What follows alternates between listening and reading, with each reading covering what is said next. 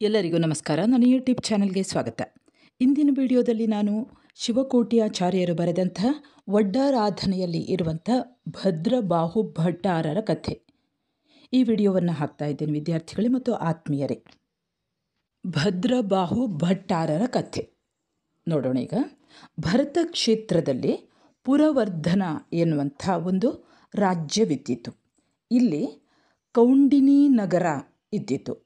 ಪದ್ಮರಥ ಅನ್ನುವವನು ಆ ನಗರದ ರಾಜನಾಗಿದ್ದ. ಇವನ ಮಹಾರಾಣಿ ಪದ್ಮಶ್ರೀ.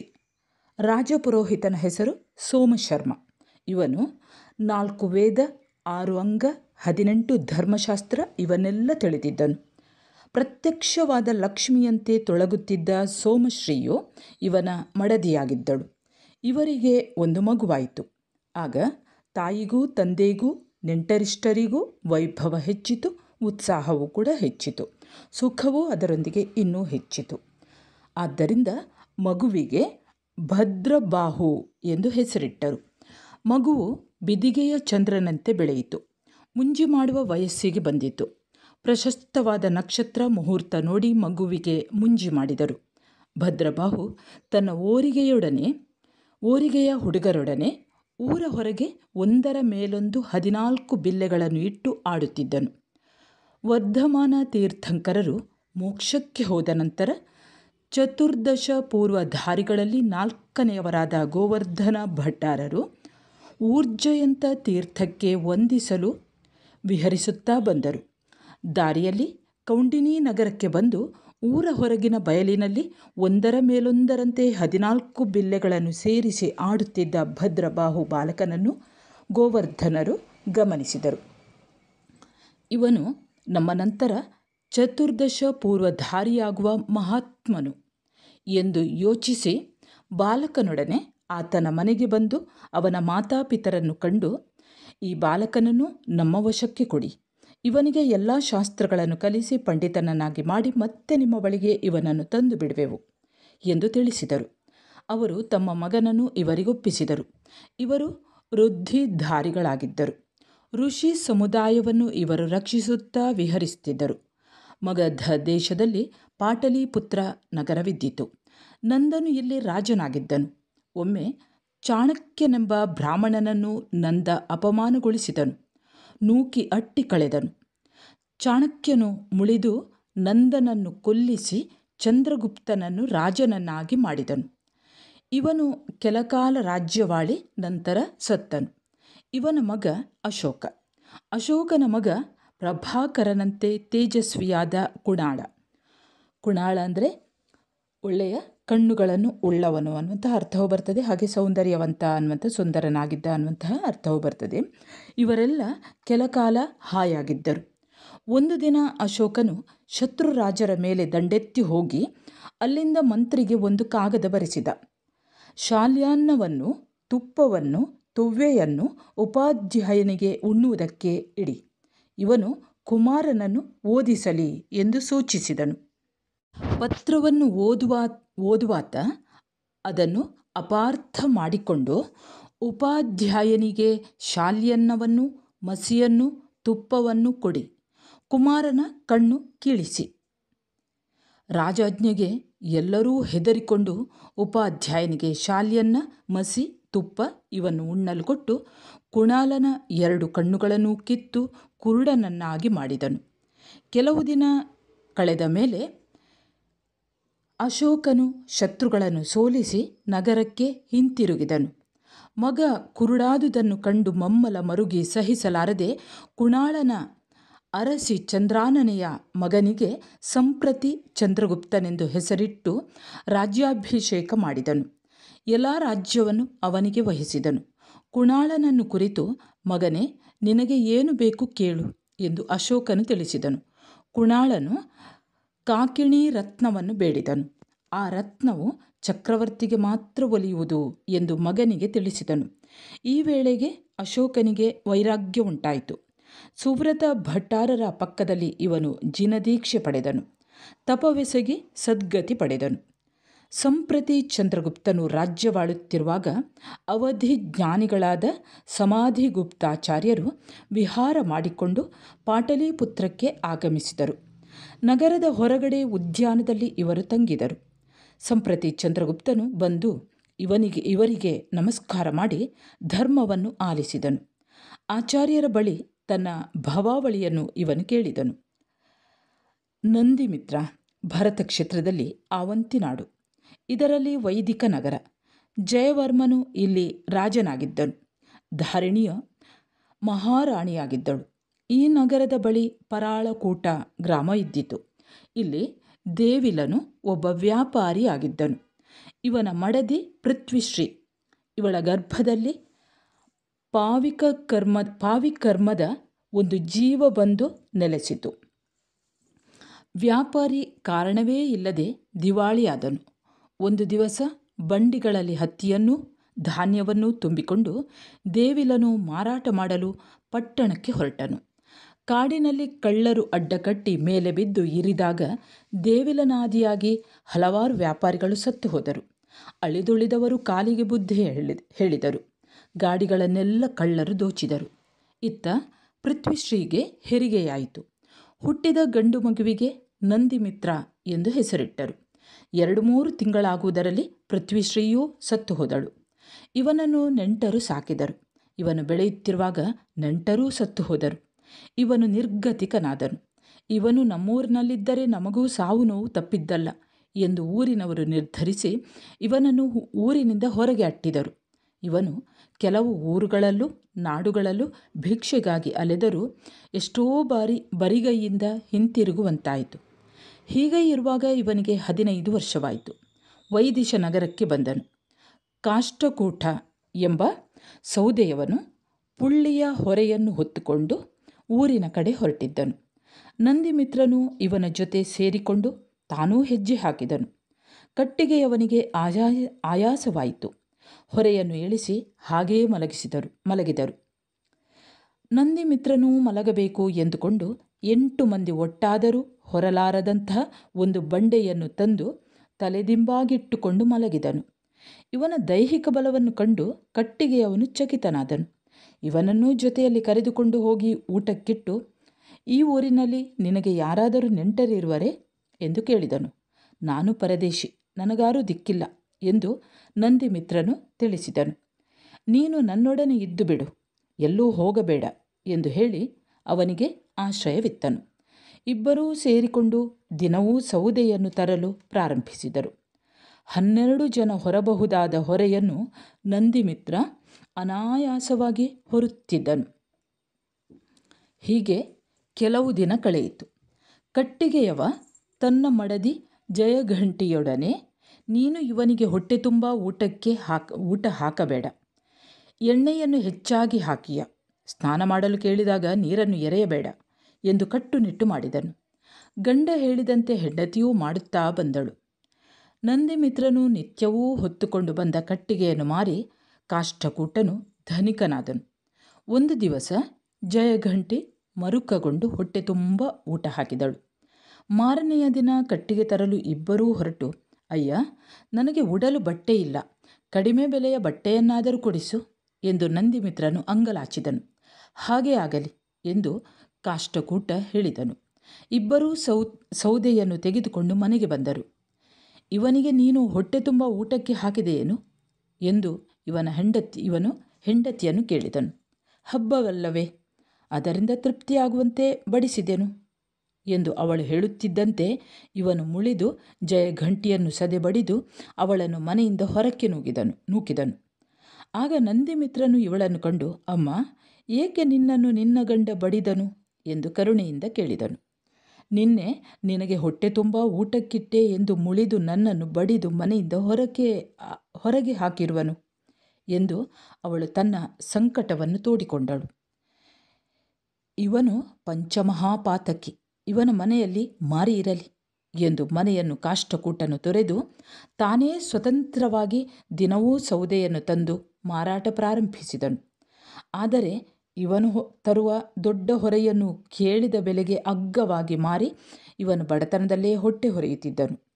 ಇವನು ಒಂದು ದಿನ ಸೌದೆಯ ಹೊರೆಯನ್ನು ಹೊತ್ತುಕೊಂಡು ಬರುವಾಗ ಅಷ್ಟಾಂಗ ನಿಮಿತ್ತವನ್ನು ಬಲ್ಲ ಶಿವಗುಪ್ತಾಚಾರ್ಯರು ಕಾಡಿಗೆ ಹೋಗಿ ಸಿದ್ಧಾಂತವನ್ನು ಕ್ರಮವಾಗಿ ಓದಿಕೊಂಡು ಅಂದು ಅಲ್ಲೇ ದೇವರಿಗೆ ನಮಸ್ಕರಿಸಿ ಪಕ್ಷೋಪವಾಸದ ಪಾರಣೆಗಾಗಿ ಊರಿನ ಕಡೆ ಆಹಾರಕ್ಕೆ ಹೊರಟಿದ್ದವರನ್ನು ನಂದಿಮಿತ್ರನು ಕಂಡು ಅಚ್ಚರಿಗೊಂಡು ಕಣ್ಣಲ್ಲಿ ಕಣ್ಣಿಟ್ಟು ಇವರನ್ನು ಹಿಂಬಾಲಿಸಿದನು. ಊರ ಮುಂದಣ ಬಸದಿಯ ಪ್ರಾಕಾರದಲ್ಲಿ ಸೌದೆ ಹೊರೆಯನ್ನು ಇಳಿಸಿ ಇವರನ್ನೇ ಹಿಂಬಾಲಿಸಿದನು. ಶಿವಗುಪ್ತರಿಗೆ ನಾನು ಪಾರಣೆ ಮಾಡುವೆನು, ಇನ್ನಾರೂ ಅವರನ್ನು ತಡೆಯಬಾರದು ಎಂದು ದೊರೆಯು ಊರಿನಲ್ಲಿ ಸಾರಿಸಿದ್ದನು. ದೊರೆಗೆ ಹೆದರಿ ಯಾರೂ ಮುನಿಯನ್ನು ತಡೆಯಲಿಲ್ಲ. ಭಟ್ಟಾರರು ಬಡವರ ಮನೆ, ಶ್ರೀಮಂತರ ಮನೆ ಎನ್ನದೆ ಕಂಡವರ ಮನೆಗಳ ಬಳಿ ಆಹಾರದ ನಿರೀಕ್ಷಣೆಯಿಂದ ಅಡ್ಡಾಡಿ ಕೊನೆಗೆ ಇವರು ಅರಮನೆಯನ್ನು ಪ್ರವೇಶಿಸಿದರು.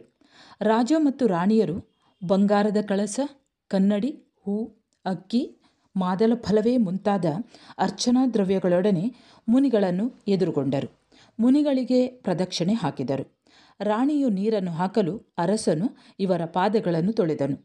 ಇವರೊಡನೆ ಬಂದ ಬೋಳು ತಲೆಯ ದೇಸಿಗನನ್ನು ಕುರಿತು, ಬ್ರಹ್ಮಚಾರಿಗಳೇ, ನಿಮ್ಮ ಕಾಲನ್ನೂ ತೊಳೆಯುವೆವು ಬನ್ನಿ ಎಂದು ರಾಣಿಯು ತಾನೇ ಬಂದು ಇವನ ಕಾಲನ್ನು ತೊಳೆದಳು. ಆಮೇಲೆ ಮುನಿಗಳ ಪಾದಕ್ಕೆ ಎರಗಿದಳು. ಅವರನ್ನು ಕೂರಿಸಿ ಬಂಗಾರದ ದೊಡ್ಡ ತಳಿಗೆಯನ್ನು ಎತ್ತರವಾದ ಮುಕ್ಕಾಲು ಮಣೆಯ ಮೇಲಿಟ್ಟರು. ಬ್ರಹ್ಮಚಾರಿಗೂ ಚಿನ್ನದ ತಟ್ಟೆಯನ್ನು ಅಡ್ಡಣಿಗೆಯ ಮೇಲಿರಿಸಿದರು. ಭಟ್ಟಾರರಿಗೆ ಅರಸರು ತಾನೇ ಬಡಿಸಿದನು. ಬಾರಸ್ಮತಿ ಅನ್ನವನ್ನು, ಹೆಸರುಬೇಳೆ ತೊವ್ವೆಯನ್ನು, ಬೆಣ್ಣೆ ಕಾಸಿದ ಘಮಘಮಿಸುವ ತುಪ್ಪವನ್ನು, ಅನೇಕ ಬಗೆಯ ಕಾಯಿಪಲ್ಯಗಳನ್ನು, ಪಾಯಸವನ್ನು, ಇಡ್ಲಿಯನ್ನು, ಗೋಧಿ ರವೆಯ ತಿನಿಸನ್ನು, ಉಪ್ಪಿನಕಾಯನ್ನು, ತುಪ್ಪದಲ್ಲಿ ಕರಿದ ಲಾಡು, ಮಂಡಿಗೆ ಮುಂತಾದ 18 ಬಗೆಯ ಭಕ್ಷ್ಯಗಳನ್ನು, ನಾನಾ ಬಗೆಯ ಪಾನೀಯಗಳನ್ನು ಭಟ್ಟಾರರಿಗೆ ಬಡಿಸಿದಂತೆ ಬ್ರಹ್ಮಚಾರಿಗೂ ಮಹಾರಾಣಿಯು ತಾನೇ ಬಡಿಸಿದಳು. ಪರದೇಶಿಯಾದ ನಂದಿಮಿತ್ರನು ಬೆಕ್ಕಸ ಬೆರಗಾದನು. ಹುಟ್ಟಿದಂದಿನಿಂದ ಇಂಥ ಊಟವನ್ನು ಕನಸಿನಲ್ಲಿಯೂ ಇವನು ಕಂಡಿರಲಿಲ್ಲ. ಎಂದೂ ಇವನು ಹೊಟ್ಟೆ ತುಂಬ ಉಂಡಿರಲಿಲ್ಲ. ಇವನು ನಾನಾ ಬಗೆಯ ಉಣಿಸನ್ನು, ಸುಗಂಧಯುಕ್ತ ದಿವ್ಯ ಆಹಾರವನ್ನು ಕಂಠಪೂರ್ತಿ ತಣಿಯುವಂತೆ ಉಂಡನು. ಆಮೇಲೆ ಕರ್ಪೂರ ಸಮ್ಮಿಶ್ರವಾದ ನೆಲವತ್ತಿ ಅಡಿಕೆ ಹೋಳುಗಳನ್ನು, ಕೈ ತುಂಬ ವೀಳ್ಯದೆಲೆಯನ್ನು ಬ್ರಹ್ಮಚಾರಿಗೆ ಕೊಟ್ಟರು. ಆಹಾರವಾದ ಮೇಲೆ ಅರಸನೂ ಅರಸಿಯೂ ಭಟಾರರ ಕಾಲಿಗೆರಗಿದರು. ನಿಮಗೆ ಕರ್ಮ ಕ್ಷಯವಾಗಲಿ, ನಿಮ್ಮ ದಾನ ಅಕ್ಷಯವಾಗಲಿ ಎಂದು ಇವರು ಹರಸಿದರು. ಭಟಾರರು ಬಸದಿಗೆ ಹೊರಟರು. ನಂದಿಮಿತ್ರನು ಇವರನ್ನು ಹಿಂಬಾಲಿಸಿದನು. ಭಟಾರರು ಬಸದಿಗೆ ಹೊರಟಾಗ ನಂದಿಮಿತ್ರನು ಹಿಂಬಾಲಿಸಿದನು. ಹಾಗೆ ಭಟಾರರು ಬಸದಿಗೆ ಪ್ರದಕ್ಷಿಣೆ ಮಾಡಿ ಕಾಲನ್ನು ತೊಳೆದುಕೊಂಡು ಒಳಗೆ ಹೋಗಿ ಈರ್ಯಾಪಥ ಶುದ್ಧಿ ಮಾಡಿಕೊಂಡು ಗೋಚಾರ ನಿಯಮ ಮಾಡಿದ್ದನ್ನು ನಂದಿಮಿತ್ರನು ನೋಡುತ್ತಾ, ಇಂಥ ರೂಪವನ್ನು ಧರಿಸಿದರೆ ಲೋಕದಲ್ಲಿ ಗೌರವ ಉಂಟಾಗುವುದು, ಜನರು ನನ್ನನ್ನು ಪೂಜಿಸುವರು, ಯಾವ ಅಗಚಾಟಲೂ ಇಲ್ಲದೆ ಬಾಳೆಲ್ಲ ದಿವ್ಯಾಹಾರವನ್ನು ಉಣ್ಣಬಹುದು ಎಂದು ಯೋಚಿಸಿ ಇವನು ಭಟ್ಟಾರರು ನಿಯಮಗಳನ್ನು ಪೂರೈಸಿ ಕುಳಿತಿರುವಾಗ ಕಾಣಿಸಿಕೊಂಡು ಕೈ ಮುಗಿದು ಭಟಾರರನ್ನು ನೋಡಿ ಹೀಗೆ ಹೇಳುತ್ತಾನೆ: ಭಟಾರ, ನನ್ನನ್ನು ನಿಮ್ಮಂತೆ ಮಾಡಿಕೊಳ್ಳಿ ಎಂದು ಪ್ರಾರ್ಥಿಸುತ್ತಾನೆ. ಭಟಾರರು ಇವನನ್ನು ನೋಡಿದರು. ಇವನ ಆಯಸ್ಸು ಕಡಿಮೆ ಇದೆ, ಇವನು ಆಸನ್ನ ಭವ್ಯ ಎಂದು ಆಚಾರ್ಯರು ನಿರ್ಧರಿಸಿ ಒಳ್ಳೆಯ ಮುಹೂರ್ತದಲ್ಲಿ ಇವನಿಗೆ ದೀಕ್ಷೆ ಕೊಟ್ಟರು. ಅಂದು ಇವನು ಉಪವಾಸ ಮಾಡಿದನು. ಭಟಾರರೊಡನೆ ಬಂದಿದ್ದ ಬ್ರಹ್ಮಚಾರಿಯು ಮುನಿದೀಕ್ಷೆ ತೆಗೆದುಕೊಂಡನು ಎಂಬುದನ್ನು ಅರಸನೂ ಅರಸಿಯೂ ಕೇಳಿ, ಅವರು ನಮ್ಮ ಮನೆಯಲ್ಲಿ ಆಹಾರ ತೆಗೆದುಕೊಂಡು ಆನಂತರ ಮುನಿಗಳಾಗಿರುವರು, ನಾಳೆ ಅವರನ್ನು ಆಹಾರಕ್ಕೆ ನಿಲ್ಲಿಸಿಕೊಳ್ಳಬೇಕು ಎಂದು ಆಲೋಚಿಸಿ ಮಾರನೆಯ ದಿನ ಸಾಮಂತ ಮಹಾಸಾಮಂತರು ರಾಜ ಮರ್ಯಾದೆಯೊಡನೆ ಮಹಾವೈಭವದಿಂದ ಹೊತ್ತಾರೆ ಬಸದಿಗೆ ಬಂದರು. ವಾಹನದಿಂದ ಇಳಿದು ಪ್ರದಕ್ಷಿಣೆ ಮಾಡಿ ದೇವರಿಗೆ ಅಷ್ಟವಿಧಾರ್ಚನೆ ಮಾಡಿ ವಂದಿಸಿದರು. ಆಚಾರ್ಯರಿಗೂ ಎರಗಿ ಆಮೇಲೆ ಕಿರಿಯ ಮುನಿಗಳು ಅಂದರೆ ನಂದಿಮಿತ್ರರಿಗೂ ವಂದಿಸಿದರು. ಇವರೆಲ್ಲ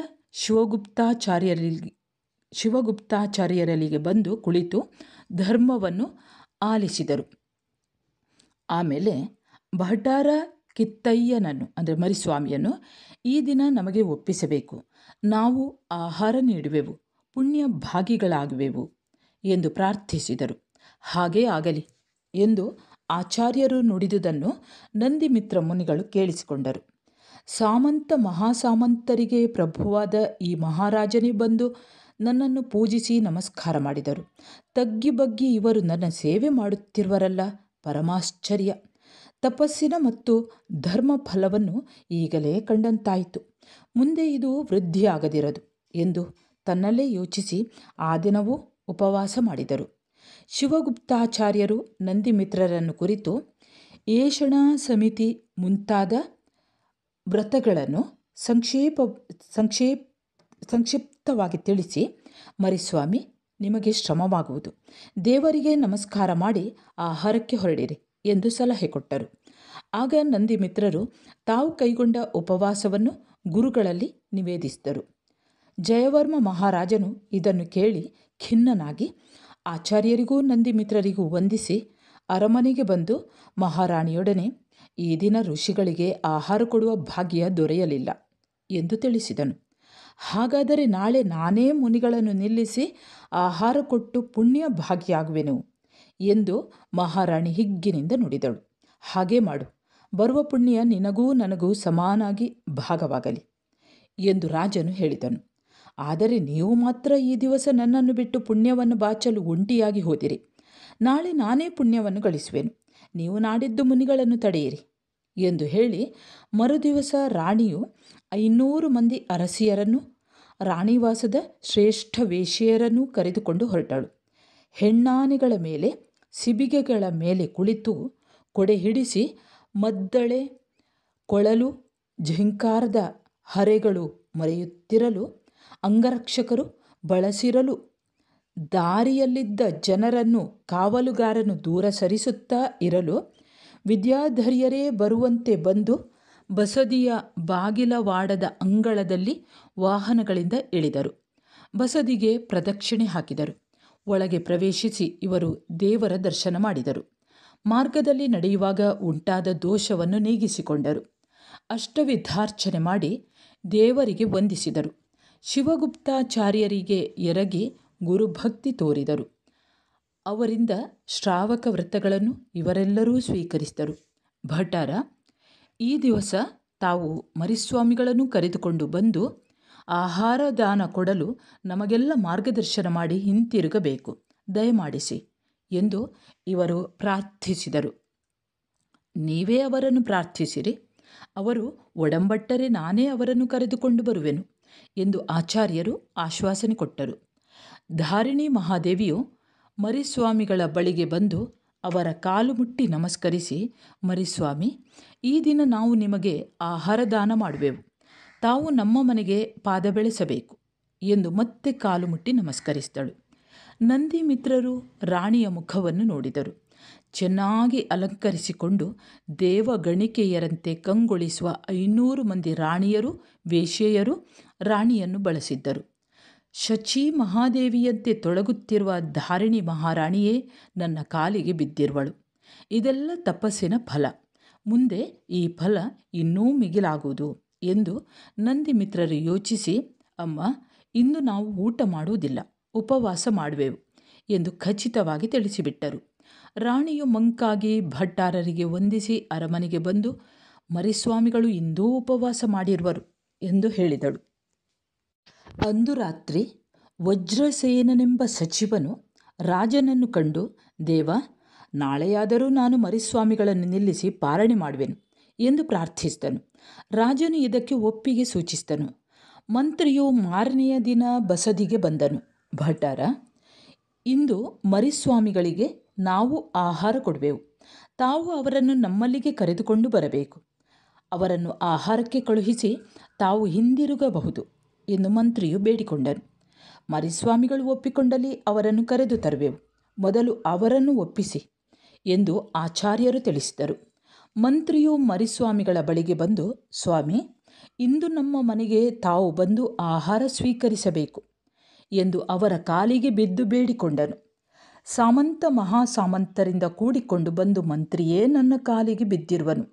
ಇವೆಲ್ಲ ತಪಸ್ಸಿನ ಮಹಿಮೆ. ಇನ್ನು ಮುಂದೆ ಈ ಮಹಿಮೆ ಹೆಚ್ಚಾಗುವುದು ಎಂದು ಮರಿಸ್ವಾಮಿಗಳು ಚಿಂತಿಸಿ, ಇಂದೂ ನಾವು ಉಪವಾಸ ಮಾಡುವೆವು ಎಂದು ಇವರು ಘೋಷಿಸಿದರು. ತನಗೆ ಪುಣ್ಯವಿಲ್ಲವೆಂದುಕೊಂಡು ಮಂತ್ರಿಯು ಭಟ್ಟಾರರಿಗೆ ವಂದಿಸಿ ತನ್ನ ಮನೆಗೆ ಹೋದನು. ಅಂದು ರಾತ್ರಿ ಅರ್ಹದ್ದಾಸನೆಂಬ ರಾಜಶ್ರೇಷ್ಠಿಯು ಅರಸನ ಬಳಿಗೆ ಬಂದು, ನಾಳೆ ನಾನು ಮರಿಸ್ವಾಮಿಗಳಿಗೆ ಪಾರಣೆಯನ್ನು ಮಾಡುವೆನು ಎಂದು ಕೇಳಿಕೊಂಡನು. ರಾಜನು ಒಪ್ಪಿಗೆ ಇತ್ತನು. ಮಾರನೆಯ ದಿನ ಅರ್ಹದ್ದಾಸನು ಬಸದಿಗೆ ಬಂದು ಭಟ್ಟಾರರಿಗೆ ವಂದಿಸಿ ಆಮೇಲೆ ಮರಿಸ್ವಾಮಿಗಳಿಗೂ ನಮಸ್ಕಾರ ಮಾಡಿ, ಗುರುಗಳ ಅನುಮತಿಯಂತೆ ತಾವು ನಮ್ಮ ಮನೆಗೆ ಆಹಾರಕ್ಕೆ ಆಗಮಿಸಬೇಕು ಎಂದಾಗ, ಎಂದೂ ಉಪವಾಸ ಎಂದು ಇವರು ಹೇಳಿದರು. ಅರ್ಹದ್ದಾಸನು ಖಿನ್ನನಾಗಿ ಭಟ್ಟಾರರಿಗೆ ವಂದಿಸಿ ಹೊರಟು ಹೋದನು. ನಂದಿಮಿತ್ರರಿಗೆ ಶ್ರಮವಾಗಿರುವುದನ್ನು ಶಿವಗುಪ್ತಾಚಾರ್ಯರು ಗ್ರಹಿಸಿ, ಮರಿಸ್ವಾಮಿ, ಪಂಚನಮಸ್ಕಾರವನ್ನು ಎಡೆಬಿಡದೆ ಹಗಲು ರಾತ್ರಿ ಜಪಿಸುತ್ತೀರಿ ಎಂದು ತಿಳಿಸಿದ್ದರಿಂದ ಇವರು ಹಗಲು ರಾತ್ರಿ ಮಂತ್ರವನ್ನು ಜಪಿಸಿದರು. ಅಂದು ರಾತ್ರಿ ಓಲಗ ತುಂಬಿದ ಸಭೆಯಲ್ಲಿ ರಾಜನೂ ರಾಣಿಯೂ ಮರಿಸ್ವಾಮಿಗಳ ತಪಸ್ಸನ್ನೂ ಗುಣವನ್ನು ಹೊಗಳಿದರು. ಇವರು ದೀಕ್ಷೆ ಪಡೆದು 5 ದಿನವಾಯಿತು. ಅಂದಿನಿಂದ ಕಟ್ಟು ಉಪವಾಸವಿರುವರು. ನೀರನ್ನೂ ಇವರು ಕುಡಿದಿಲ್ಲ. ನಾವೇ ಹೋಗಿ ಚೀರಿ ಬೇಡಿಕೊಂಡರೂ ಇವರು ಆಹಾರಕ್ಕೆ ಬರಲೊಲ್ಲರು. ಇಂತಹ ಸಾಹಸ, ಇಂಥ ಸತ್ವ ಮತ್ತಾರಿಗುಂಟು ಎಂದು ಹೊಗಳಿದ್ದನ್ನು ಕೇಳಿ ಯುವರಾಜನು ಮೇಲೆದ್ದು, ದೇವ, ನಾಳೆ ಮರಿಸ್ವಾಮಿಗಳಿಗೆ ನಾನು ಪಾರಣೆ ಮಾಡಿಸುವೆನು ಎಂದು ತನ್ನ ನಿರ್ಧಾರವನ್ನು ತಿಳಿಸಿದನು. ಹಾಗೆ ಮಾಡು ಎಂದು ರಾಜನು ಅನುಮತಿ ಕೊಟ್ಟನು. ಮಾರನೆಯ ದಿನ ಯುವರಾಜನು ಮಹಾವೈಭವದಿಂದ ಬಸದಿಗೆ ಬಂದು ದೇವರನ್ನೂ ಆಚಾರ್ಯರನ್ನೂ ವಂದಿಸಿದನು. ಭಟ್ಟರ, ಮರಿಸ್ವಾಮಿಗಳು ಈ ದಿವಸ ನಮ್ಮ ಮನೆಯಲ್ಲಿ ಆಹಾರವನ್ನು ಸ್ವೀಕರಿಸುವಂತೆ ತಾವು ಹೇಳಬೇಕು ಎಂದು ಪ್ರಾರ್ಥಿಸಿದನು. ನೀವೇ ಹೋಗಿ ಮರಿಸ್ವಾಮಿಗಳನ್ನು ಒಪ್ಪಿಸಿ ಎಂದು ಆಚಾರ್ಯರು ಸೂಚಿಸಿದರು. ಯುವರಾಜರು ಬಂದು ಇವರ ಕಾಲಿಗೆ ಬಿದ್ದು, ಮರಿಸ್ವಾಮಿ, ನಮ್ಮ ಮನೆಯಲ್ಲಿ ತಾವು ಈ ದಿವಸ ಆಹಾರವನ್ನು ಸ್ವೀಕರಿಸಬೇಕು ಎಂದು ಗೋಗರೆದನು. ಮರಿಸ್ವಾಮಿಗಳು ಯುವರಾಜನ ವೈಭವವನ್ನು, ತೇಜಸ್ಸನ್ನು, ಶ್ರೀಮಂತಿಕೆಯನ್ನು ಕಂಡು, ಇಂತಹ ಕ್ಷತ್ರಿಯ ಪುತ್ರರೆಲ್ಲರೂ ಬಂದು ನನಗೆ ಅಡ್ಡ ಬೀಳುತ್ತಿರುವರಲ್ಲ, ನನ್ನ ಮುಂದೆ ಇವರು ಸೇವಕರಂತೆ ನಿಂತಿರುವರಲ್ಲ, ಊಟಕ್ಕೆ ಈಗಲೇ ಏನವಸರ? ಈ ತಪದ ಫಲ ಮುಂದೆ ಇನ್ನೂ ಹೆಚ್ಚುವುದು ಎಂದು ಯೋಚಿಸಿ ಈ ದಿವಸವೂ ಉಪವಾಸ ಮಾಡುವೆವು ಎಂದು ಇವರು ತಿಳಿಸಿದಾಗ ಯುವರಾಜನಿಗೆ ಮಂಕು ಬಡಿದು ಭಟ್ಟಾರರಿಗೆ ವಂದಿಸಿ ಅರಮನೆಗೆ ಹೋದನು. ನಂದಿಮಿತ್ರರು 6 ದಿವಸ ಕಳೆದ ಮೇಲೆ ಭಟ್ಟಾರರ ಸನ್ನಿಧಿಗೆ ಬಂದು ನಮಸ್ಕಾರ ಮಾಡಿ, ಭಟ್ಟರ, ಇಷ್ಟೂ ಕಾಲ ಉಂಡುದು ಸಾಕು. ಇನ್ನು ನನಗೆ ಆಜೀವ ಪರ್ಯಂತ ಉಪವಾಸ ವ್ರತವನ್ನು ದಯಪಾಲಿಸಬೇಕು ಎಂದು ಬೇಡಿಕೊಂಡರು. ನೀವು ಮಹಾಪುರುಷರು, ನಿಮ್ಮಂಥ ಧೈರ್ಯಶಾಲಿಗಳು, ಸತ್ವಶಾಲಿಗಳು ಯಾರಿರುವರು? ಇಷ್ಟು ದಿನ ತಪವೆಸಗಿದ ನಮಗೂ ಇಂಥ ಧೈರ್ಯವೂ ಇಲ್ಲ, ಇಂತಹ ಸತ್ವವೂ ಇಲ್ಲ ಎಂದು ಶಿವಗುಪ್ತಾಚಾರ್ಯ ಹೊಗಳಿದಾಗ ನಂದಿಮಿತ್ರರು ಸಂತುಷ್ಟರಾಗಿ ಸಂತೋಷಗೊಂಡರು. ಮರಿಸ್ವಾಮಿ, ನಿಮಗೆ ಕಾಲ ಮುಗಿಯುತ್ತಾ ಬಂದಿದೆ. ಇಂದೇ ನಿಮಗೆ ಕೊನೆಯ ದಿನ ಎಂದು ತಿಳಿಸಿ ಇವರಿಗೆ ಅಮರಣಾಂತ ಚತುರ್ವಿಧವಾದ ಆಹಾರಕ್ಕೂ ಶರೀರಕ್ಕೂ ನಿವೃತ್ತಿಯನ್ನು ಕೊಟ್ಟರು. ಬಸದಿಯಲ್ಲಿ ಒಂದು ಕೋಣೆಯೊಳಗೆ ಇಂಥ ಸ್ಥಳದಲ್ಲಿ ಪಕ್ಕೆ ಬದಲಿಸದೆ, ಅಲುಗಾಡದೆ, ಕೈಕಾಲನ್ನು ಮಡಚದೆ ಬದುಕಿರುವ ತನಕ ಮಲಗಿರಬೇಕು. ಪಂಚನಮಸ್ಕಾರವನ್ನು ಮನಸ್ಸಿನಲ್ಲಿ ಮೆಲುಕು ಹಾಕುತ್ತಿರಬೇಕು ಎಂದು ವಿಧಿಸಿ ಇವರನ್ನು ಒಂದೆಡೆ ಮಲಗಿಸಿದರು. ಭಟ್ಟಾರರು ಆರಾಧನೆಯನ್ನು ವಿವರಿಸುವಾಗ ಕೇಳುತ್ತಾ ಮರಿಸ್ವಾಮಿಗಳು ಸಲ್ಲೇಖನ ತೆಗೆದುಕೊಂಡರು ಎಂಬುದನ್ನು ಅರಸನಾದಿಯಾಗಿ ಊರಿನ ಜನರೆಲ್ಲರೂ ಕೇಳಿ ಹೆಚ್ಚು ಸಂಭ್ರಮಗೊಂಡರು. ಅರಸನು, ಅರಸಿಯೋ, ಮಂತ್ರಿಯೋ, ರಾಜಶ್ರೇಷ್ಠಿಯೋ, ಯುವರಾಜನೂ ಆದಿಯಾಗಿ ಊರಿಗೆ ಊರೇ ಪೂಜಾ ಸಾಮಗ್ರಿಯೊಡನೆ ಬಂದು ಮರಿಸ್ವಾಮಿಗಳನ್ನು ಪೂಜಿಸಿದರು. ಆರಾಧನೆಯನ್ನು ವ್ಯಾಖ್ಯಾನ ಮಾಡುತ್ತಿರುವುದನ್ನು ಆಲಿಸಿ ಮಿಥ್ಯಾದೃಷ್ಟಿಗಳಾದವರು ಶ್ರಾವಕ ವ್ರತಗಳನ್ನು ಧರಿಸಿದರು. ಶ್ರಾವಕರು ದೃಢ ಸಮ್ಯಕ್ ದೃಷ್ಟಿಗಳಾಗಿ ವಂದಿಸಿ ಹೋದರು. ಸೂರ್ಯಾಸ್ತವಾಯಿತು. ಮರಿಸ್ವಾಮಿಗಳಿಗೆ ಆಯಸ್ಸು ಮುಗಿಯುತ್ತಾ ಬಂದಿದೆ ಎಂದು ಶಿವಗುಪ್ತಾಚಾರ್ಯರು ಅರಿತು, ಮರಿಸ್ವಾಮಿ, ಈಗ ನಿಮ್ಮ ಪ್ರಾಣ ಹೋಗುವುದರಲ್ಲಿದೆ. ದೇವರ ಧ್ಯಾನ ಮಾಡಬೇಕು. ಪಂಚ ನಮಸ್ಕಾರವನ್ನು ಜಪಿಸಿ. ಬೇರೆಯವರು ಜಪಿಸುವುದನ್ನು ಕೇಳುತ್ತೀರಿ ಎಂದು ಹೇಳಿ ಆಚಾರ್ಯರು ಪಂಚನಮಸ್ಕಾರವನ್ನು ಉಚ್ಚರಿಸುತ್ತಾ ಇರುವಾಗ ನಂದಿಮಿತ್ರರು ಪ್ರಾಯೋಪಗಮನದಿಂದ ಶುಭ ಪರಿಣಾಮದಿಂದ ಸಮ್ಯಕ್ ದರ್ಶನ ಜ್ಞಾನ ಚಾರಿತ್ರಗಳನ್ನು ಸಿದ್ಧ ಮಾಡಿಕೊಂಡು ಕಾಲವಾದರು. ಇವರು ಸೌಧರ್ಮ ಕಲ್ಪದಲ್ಲಿ 2 ಸಾಗರ ಕಾಲ ಆಯಸ್ಸನ್ನು ಪಡೆದು ಕನಕಧ್ವಜನೆಂಬ ದೇವರಾಗಿ ಹುಟ್ಟಿದರು. ಅವಧಿ ಜ್ಞಾನದಿಂದ ಕಳೆದ ಭವವನ್ನು ಅರಿತು ನಂದಿಮಿತ್ರನಾಗಿದ್ದಾಗ ಪಡೆದ ಶರೀರವು ಕಾರಣವಾಗಿ ನನಗೆ ದಿವ್ಯ ಶರೀರ ಲಭಿಸಿದೆ.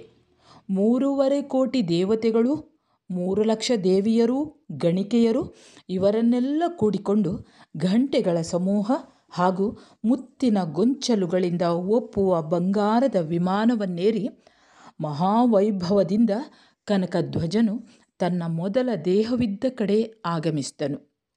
ದೇವತೆಗಳು ಹಾಡುತ್ತಿದ್ದರು. ಇತ್ತ ವೈದಿಶವೆಂಬ ಗ್ರಾಮದಲ್ಲಿ ಮರಿಸ್ವಾಮಿಗಳು ಕಾಲವಾದುದನ್ನು ಕೇಳಿ ಅರಸನು, ಅರಸಿಯು, ಮಂತ್ರಿಯು, ಹೆಗ್ಗಡೆಯೂ ಹೊರಟಾಗ ಊರಿಗೆ ಊರೇ ನಂದಿಮಿತ್ರರ ಕಳೇಬರಕ್ಕೆ ಗೌರವ ಸೂಚಿಸಲು ಧಾವಿಸಿತು. ಅರಸನು ಪಕ್ಕದಲ್ಲೇ ನಿಂತು ಮುನಿಯನ್ನು ಮಲಗಿಸಿದ ವಿಮಾನದ ಜೊತೆಯಲ್ಲಿ ಶೋಭೆಗಾಗಿ ಹಲವು ವಿಮಾನಗಳನ್ನು ಮಾಡಿಸಿ ಎಲ್ಲದಕ್ಕೂ ರೇಷ್ಮೆ ವಸ್ತ್ರದ ಮೇಲುಕಟ್ಟುಗಳನ್ನು ಕಟ್ಟಿ ಧ್ವಜ ಪತಾಕೆಗಳನ್ನು ಎತ್ತಿಸಿದನು. ಚತುಸಂಘದೊಡನೆ ವಿಮಾನ ಸಾಗಿದಾಗ ತಮಟೆ, ಭೇರಿ, ಝಲ್ಲರಿ, ಮದ್ದಲೆ, ತಾಳ, ಕಹಳೆ, ಶಂಖ, ಕೊಳಲು, ವೀಣೆಗಳು ಧ್ವನಿ ಮಾಡುತ್ತಿರಲು ಕವಿಗಳು, ರಾಣಿವಾಸದ ಸುವಾಸಿನಿಯರು ವಿಮಾನದ ಮುಂದೆ ಹಾಡಿದರು. ದಾರಿಗುಂಟ ನಾಣ್ಯವನ್ನು ಎಸೆದರು.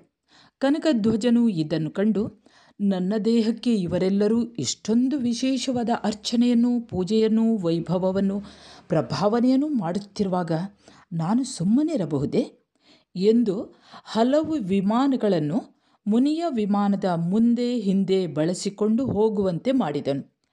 ಆಕಾಶವೆಲ್ಲ ವಿಮಾನಗಳಿಂದ ತುಂಬಿ ಹೋಯಿತು. ದೇವವಾದ್ಯಗಳು ಮೊಳಗಿದವು.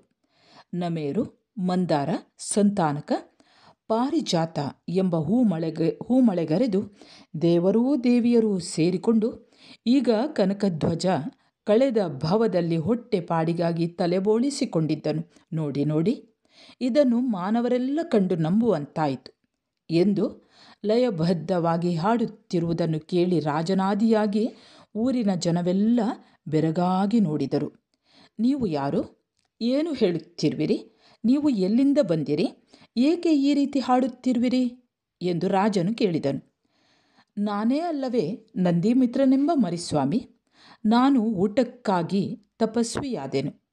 7 ದಿನ ಉಪವಾಸ ಮಾಡಿ ನಾನು ಸಲ್ಲೇಖನ ವ್ರತದಿಂದ ಕಾಲವಾದೆನು. ಈಗ ದೇವಲೋಕದಲ್ಲಿ ಕನಕಧ್ವಜನೆಂಬ ದೇವನಾಗಿ ಹುಟ್ಟಿರುವೆನು. ನನ್ನ ದೇಹವನ್ನು ಪೂಜಿಸಲು ಹಾಗೂ ನಿಮಗೆಲ್ಲ ನನ್ನ ವೈಭವವನ್ನು ತೋರಿಸಲು ಬಂದಿರುವೆನು ಎಂದು ಹೇಳಿ ತನ್ನ ಹಿಂದಿನ ಶರೀರಕ್ಕೆ ದಿವ್ಯವಾದ ಗಂಧ, ಪುಷ್ಪ, ದೀಪ, ಧೂಪ, ಅಕ್ಷತೆಗಳಿಂದ ತಾನೂ ಅರ್ಚಿಸಿದನು. ತನ್ನ ಗುರುಗಳಾದ ಶಿವಗುಪ್ತಾಚಾರ್ಯರನ್ನು ಪೂಜಿಸಿ, ಸ್ವಾಮಿ, ನಿಮ್ಮ ಪ್ರಸಾದದಿಂದ ನನಗೆ ಇಷ್ಟೆಲ್ಲ ಸಂಪತ್ತು, ಮಹಾವೈಭವ, ದೇವಪದವಿ ಇವೆಲ್ಲ ಲಭಿಸಿವೆ ಎಂದು ವಿನಯವನ್ನು ಪ್ರದರ್ಶಿಸಿ ಇವನು ದೇವಲೋಕಕ್ಕೆ ಹೋದನು. ಅರಸನಿಗೆ ವೈರಾಗ್ಯ ಉಂಟಾಯಿತು. ಶ್ರೀವರ್ಮನೆಂಬ ತನ್ನ ಹಿರಿಯ ಮಗನಿಗೆ ರಾಜ್ಯವನ್ನು ಕೊಟ್ಟನು. ಹಲವು ಮಂದಿ ರಾಣಿಯರು ಪಟ್ಟದರಸಿಯರೊಡನೆ ರಾಜನನ್ನು ಹಿಂಬಾಲಿಸಿದರು. ಹಲವು ಮಂದಿ ಪರಿವಾರದವರು, ಶ್ರಾವಕರು ಇವನೊಡನೆ ಹೊರಟರು. ಎಲ್ಲರೂ ಬಂದು ಶಿವಗುಪ್ತಾಚಾರ್ಯರ ಸನ್ನಿಧಿಯಲ್ಲಿ ತಪಸ್ಸನ್ನು ಆಚರಿಸಿದರು. ಎಲ್ಲರೂ ರತ್ನತ್ರಯವನ್ನು ಸಾಧಿಸಿದರು. ಸನ್ಯಾಸನ ವಿಧಿಯಿಂದ ಇವರು ಕಾಲವಾಗಿ ದೇವಲೋಕಕ್ಕೆ ಹೋದರು. ಕನಕಧ್ವಜನು ದೇವಲೋಕದ ಸುಖವನ್ನು ಭೋಗಿಸಿ ಆಮೇಲೆ ಚಂದ್ರಗುಪ್ತನಾಗಿ ಹುಟ್ಟಿರುವನು ಎಂದು ಸಮಾಧಿಗುಪ್ತರು ತನ್ನ ಭವಾವಳಿಯನ್ನು ಹೇಳಿದುದನ್ನು ಕೇಳಿ ಚಂದ್ರಗುಪ್ತನು ಸಂತೋಷಗೊಂಡು ಅರಮನೆಗೆ ಹೋಗಿ ಉಜ್ಜಯಿನಿಯಲ್ಲಿ ರಾಜನಾಗಿ ಸುಖವಾಗಿದ್ದನು. ದ್ವಾದಶಾಂಗ ಚತುರ್ಧನ ಪೂರ್ವಧಾರಿಗಳಾದ ಭದ್ರ ಬಾಹುಗಳು ಮುನಿ ಸಮುದಾಯದೊಡನೆ ವಿಹರಿಸುತ್ತಾ ಉಜ್ಜಯಿನಿಗೆ ಬಂದು ಊರ ಹೊರಗಿನ ಉದ್ಯಾನದಲ್ಲಿ ತಂಗಿದರು. ರಾಜನು ಇದನ್ನು ತಿಳಿದು ಮುನಿಗಳ ಬಳಿಗೆ ಬಂದು ಅಡ್ಡಬಿದ್ದು ಸದ್ಧರ್ಮವನ್ನು ಆಲಿಸಿ ಶ್ರಾವಕ ವ್ರತಗಳನ್ನು ಸ್ವೀಕರಿಸಿ ತನ್ನ ಅರಮನೆಗೆ ಹೋದನು. ಭಟಾರರು ಕೆಲವು ದಿವಸ ಆ ನಗರದಲ್ಲೇ ಇದ್ದರು. ಇವರು ಮುನಿಗಳನ್ನು ಆಹಾರಕ್ಕೆ ಕಳುಹಿಸಿ ತಾವೂ ಒಂದು ಮನೆಯನ್ನು ಪ್ರವೇಶಿಸಿದರು. ಮನೆಯಲ್ಲಿ ಯಾರೂ ಇರಲಿಲ್ಲ. ಮುಂಭಾಗದ ಕೋಣೆಯಲ್ಲಿ ತೊಟ್ಟಿಲಲ್ಲಿ ಒಂದು ಮಗು ಮಲಗಿದ್ದುದು ಅಸ್ಪಷ್ಟವಾಗಿ ಗೋಚರಿಸಿತು. ಆ ಮಗು ಹೋಗು ಹೋಗು ಭಟಾರ ಎಂದು ಕೂಗಿತು. ಇದು ದಿವ್ಯವಾಣಿ ಎಂದು ಇವರು ಭಾವಿಸಿ ಕಾಲಪ್ರಮಾಣವನ್ನು ಕೇಳಿದರು. 12 ವರ್ಷವೆಂದು ಮಗು ಹೇಳಿತು. ಕಾಲದೋಷದಿಂದ ಜನರಿಗೆ ಕೇಡಾಗುವುದು ಎಂದು ಇವರು ಗ್ರಹಿಸಿ ಲೋಕ ಕಲ್ಯಾಣಕ್ಕಾಗಿ ಅಂದು ಆಹಾರವನ್ನು ಸ್ವೀಕರಿಸದೆ ಬಸದಿಗೆ ಹಿಂತಿರುಗಿದರು. ಗೋಚಾರ ನಿಯಮವನ್ನು ಮಾಡಿ ಮುನಿಗಳನ್ನೆಲ್ಲ ಕರೆಸಿಕೊಂಡು ಈ ನಾಡಿನಲ್ಲಿ 12 ವರ್ಷ ಅನಾವೃಷ್ಟಿಯಾಗುವುದು, ದುರ್ಭಿಕ್ಷ ಉಂಟಾಗುವುದು. ಈ ನಾಡಿನಲ್ಲಿರುವ ಎಲ್ಲ ಮುನಿಗಳಿಗೆ ಹೇಳಿ ಕಳುಹಿಸಿ ಬೇಗ ಕರೆಸಿ ನಾವೆಲ್ಲ ದಕ್ಷಿಣ ದೇಶಕ್ಕೆ ಹೋಗೋಣ ಎಂದು ಆಜ್ಞಾಪಿಸಿದರು. ಮುನಿಗಳನ್ನೆಲ್ಲ ಕರೆಸಿಕೊಂಡರು. ರಾಜನಿಗೂ ಇದೇ ದಿವಸ 16 ಕೆಟ್ಟ ಕನಸುಗಳಾದವು. ಸೂರ್ಯ ಮುಳುಗಿದ, ಕಲ್ಪವೃಕ್ಷದ ರೆಂಬೆ ಮುರಿಯಿತು, ನೆಲಕ್ಕೆ ಬರುತ್ತಿದ್ದ ವಿಮಾನ ಇಳಿಯದೆ ಮತ್ತೆ ಮೇಲೇರಿತು, 12 ಹೆಡೆಯ ಹಾವು ಕಾಣಿಸಿತು, ಚಂದ್ರನು ಒಡೆದು ಹೋದನು, ವೇಗವಾಗಿ ಬಂದ 2 ಆನೆಗಳು ಹೋರಾಡಲು ಬಯಸಿ ಮತ್ತೆ ಹಿಂಜರಿದವು, ಮಿಂಚು ಹುಳುಗಳು ಕಾಣಿಸಿದವು, ಕೆರೆಯ ಮಧ್ಯಭಾಗ ಬತ್ತಿ ಹೋಗಿದ್ದಿತು, ಕಾಳ್ಗಿಚ್ಚು ಹೊಗೆಯನ್ನು ಕಾರಿತು, ಕೋತಿಯು ಸಿಂಹಾಸನದ ಮೇಲೆ ಕುಳಿತಿದ್ದಿತು, ಬಂಗಾರದ ತಟ್ಟೆಯಲ್ಲಿ ನಾಯಿಯು ಪಾಯಸ ತಿನ್ನುತ್ತಿದ್ದಿತು, ಮದಗಜನ ಮೇಲೆ ಕೋಡಗ ಕುಳಿತಿದ್ದಿತು, ತಿಪ್ಪೆಯಲ್ಲಿ ತಾವರೆ ಅರಳಿತ್ತು, ಸಮುದ್ರದ ಮೇರೆದಪ್ಪಿತ್ತು, ಬಂಗಾರದ ರಥವನ್ನು ಬಿಳಿಕತ್ತೆ ಎಳೆಯುತ್ತಿದ್ದವು, ಬಿಳಿಕತ್ತೆಯ ಮೇಲೆ ರಾಜರು ಕುಳಿತಿದ್ದರು. ಹೀಗೆ ಈ 16 ಸ್ವಪ್ನಗಳನ್ನು ಸಮ್ಯಕ್ತ್ವ ಶಿರೋಮಣಿಯಾದ ಸಂಪ್ರತಿ ಚಂದ್ರಗುಪ್ತನು ಕಂಡು ಹೆದರಿದನು. ಬೆಳಗಾದ ಮೇಲೆ ಇವನು ಭದ್ರಬಾಹು ಭಟಾರರ ಬಳಿ ಬಂದು ತಾನು ಕಂಡ ಕನಸುಗಳನ್ನು ಅವರಿಗೆ ವಿವರಿಸಿದರು. ಅವುಗಳ ಫಲವನ್ನು ವಿಚಾರಿಸಿದನು. ಸೂರ್ಯನು ಮುಳುಗಿದುದರಿಂದ ಭರತ ಕ್ಷೇತ್ರದಲ್ಲಿ ಇನ್ನು ಮುಂದೆ 14 ಪೂರ್ವಧಾರಿಗಳು ಅವಧಿಜ್ಞಾನಿಗಳು ಹುಟ್ಟುವುದಿಲ್ಲ. ಕಲ್ಪವೃಕ್ಷದ ಕೊಂಬೆ ಮುರಿದುದರಿಂದ ಈ ದಿವಸ ಕಳೆದರೆ ನಾಳೆಯಿಂದ ಸತ್ಕುಲ ಪ್ರಸೂತರಾದ ವೈಭವಯುಕ್ತರಾದ ಅರಸರು ತಪಸ್ವಿಗಳಾಗುವುದಿಲ್ಲ. ನೆಲಕ್ಕೆ ಬರುತ್ತಿದ್ದ ವಿಮಾನ ಇಳಿಯದೆ ಮತ್ತೆ ಮೇಲೇರಿದ್ದರಿಂದ ಇನ್ನು ಮುಂದೆ ದೇವತೆಗಳು ವಿದ್ಯಾಧರರು ಈ ಕ್ಷೇತ್ರಕ್ಕೆ ಬರುವುದಿಲ್ಲ. 12 ಹೆಡೆಯ ಹಾವನ್ನು ಕಂಡಿರುವೆ. 12 ವರ್ಷ ಘೋರ ಕ್ಷಾಮ ಉಂಟಾಗುವುದು. ಚಂದ್ರನು ಒಡೆದು ಹೋದುದರಿಂದ ಇನ್ನು ಮುಂದೆ ಧರ್ಮ ಮಾರ್ಗದಲ್ಲಿ ಹೆಮ್ಮರಗಳಿಗೆ ಬದಲಾಗಿ ಗರಿಕೆ ಹುಟ್ಟುವುದು. ವೇಗವಾಗಿ ಹೋರಾಡಲು ಬಂದ ಆನೆಗಳು ಹಿಂಜರಿದು ಹೋದುದರಿಂದ ಜನರಿಗೆ ಬೇಕಾದಂತೆ ಮಳೆ ಸುರಿಯುವುದಿಲ್ಲ. ಅಲ್ಲೋ ಇಲ್ಲೋ ಸ್ವಲ್ಪ ಮಳೆಯಾಗುವುದು. ಮಿಂಚಿನ ಹುಳುಗಳು ಕಾಣಿಸಿಕೊಂಡಿದ್ದರಿಂದ ಜೈನಾಗಮ ಖಿಲವಾಗಿ ಎಲ್ಲೋ ಸ್ವಲ್ಪ ಮಾತ್ರ ಉಳಿಯುವುದು. ಕೆರೆಯು ನಡುವೆ ಬತ್ತಿ ಹೋದುದರಿಂದ ತೀರ್ಥಂಕರರು ಚಕ್ರವರ್ತಿಗಳು ಅವತರಿಸಿದ ಮಧ್ಯ ದೇಶದಲ್ಲಿ ಹಿಂದಿನ ಯಶಸ್ಸು ಕುಂದುವುದು. ಪೂರ್ವ ದಿಕ್ಕಿನಲ್ಲಿ ಅಂಗದೇಶ, ದಕ್ಷಿಣ ದಿಕ್ಕಿನಲ್ಲಿ ಕೌಶಾಂಬಿ ನಗರ, ಪಶ್ಚಿಮದಲ್ಲಿ ದಾಣ ಎಂಬುವವರೆಗೆ, ಉತ್ತರದಲ್ಲಿ ಕುಣಾಳ ಇವು ಸೇರಿ ಮಧ್ಯ ದೇಶದ ಪ್ರಮಾಣವಾಗಿದೆ. ಹೊಗೆ ಉಗುಳುವ ಕಾಳ್ಗಿಚ್ಚು ಕಂಡುದರಿಂದ ಕುಲಿಂಗಿಗಳು ವೃದ್ಧಿಯಾಗುವರು. ಸದ್ಧರ್ಮಕ್ಕೆ ವಿಶುದ್ಧವಾಗಿ ದಯಾಹೀನನಾದ ಹಿಂಸಾರಭಸಮತಿಯಾದ ಧರ್ಮಗ್ರಂಥಗಳು ಬೆಳಕಿಗೆ ಬರುವವು. ಸಿಂಹಾಸನದ ಮೇಲೆ ಕೋಡಗ ಕುಳಿತುದರಿಂದ ಹೀನಕುಲಜರು ರಾಜರಾಗುವರು. ಬಂಗಾರದ ತಟ್ಟೆಯಲ್ಲಿ ನಾಯಿಯು ಪಾಯಸ ತಿಂದುದರಿಂದ ಅಧರ್ಮಿಗಳನ್ನು ಅರಸನು ಗೌರವಿಸುವನು.